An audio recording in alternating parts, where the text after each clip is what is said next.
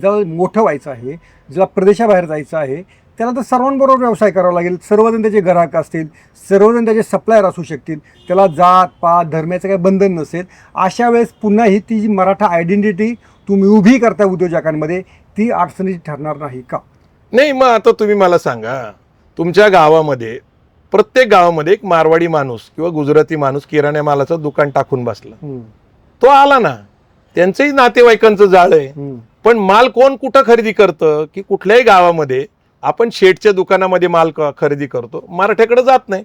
त्याचं कारण काय आहे की आपल्याला उधार देण्याची कॅपॅसिटी शेठकडे जास्त आहे, पैसा त्याच्याकडे जास्त आहे, तो गोड बोलतो, तो समजून घेतो.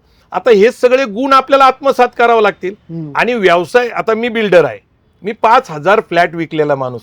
कुणी विचारलं नाही की तुम्ही एकाच जातीतले एकाच कुटुंबातले पार्टनर आहेत, मग आम्ही तुमच्याकडून कसं घेऊ?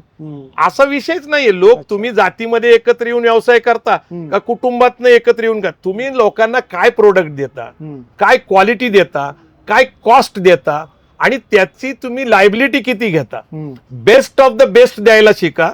तुम्ही जाती धर्मात काय व्यवसाय करता, लोकांना काहीच घेणं नाही. हा प्रश्न विचारायचं कारण असं काय, मराठा आरक्षणाच्या आंदोलनानंतर मराठवाड्यामधल्या काही गावांमध्ये अशी स्थिती होती की विशिष्ट समाजाचे लोक आपल्या समाजाकडे जाऊन खरेदी विक्रीचा व्यवहार करू लागलेली होती. जर मग अशी उद्योजकांमध्ये पण जर अशी जातीची अस्मिता आली तर त्याचा फटका त्यांच्या व्यवसायात बसू शकतो. हा धोका नाही वाटत का तुम्हाला या सगळ्या तुमच्या अर्थकारणाच्या चळवळीशी? नाही, एक लक्षात घ्या, मराठा हा मराठी येते पहिल्यांदा मान्य करा. तुम्ही गुजराती मारवाडी सिंधी लोकांबरोबर व्यवसाय करता, काय अडचण आली का आतापर्यंत? मराठी एकत्र येतात, ते मराठी आहेत ना. आता तुम्ही जे म्हणताय काही भावनिक गोष्टी आहेत, पण ते काही तात्कालिक परिस्थितीमध्ये ते राहतं नाही असं नाही, काही अस्मिता तयार होतात, पण त्याची काही झालर वेगळी असती, परिस्थिती वेगळी असती, नंतर ती दुरुस्त होती.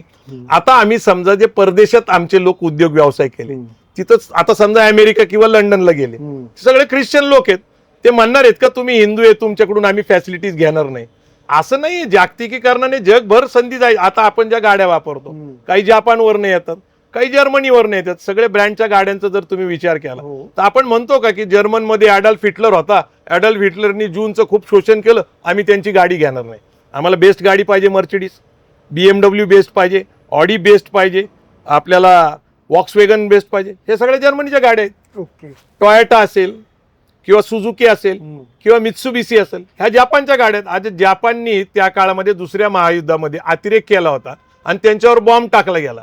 आता ते त्या काळची परिस्थिती आपण डोळ्यासमोर, आज जपानची गाडी आपण नाकारतो का? असं काही नसतं. व्यवसायामध्ये तत्व महत्वाची आहेत, विचार महत्वाचा आहे, प्रामाणिकपणा महत्वाचा आहे. Pune's Pride Sunny's World, Life in Funshine. Resort, weddings, events, restaurants, adventure, wellness. Sunny's World, perfect destination for every occasion.